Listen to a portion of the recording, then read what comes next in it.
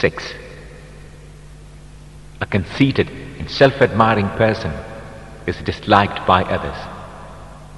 Charity and alms are the best remedy for ailments and calamities. One has to account in the next world for the deeds that he has done in this world. 7.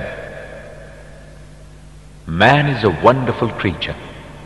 He sees through the layers of fat, eyes, hears through a bone, ears, and speaks through a lump of flesh, tongue. 8. When this world favors somebody, it lends him the attributes and surpassing merits of others. And when it turns its face away from him, it snatches away even his own excellence and fame. 9.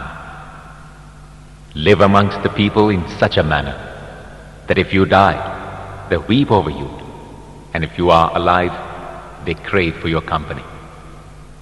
10.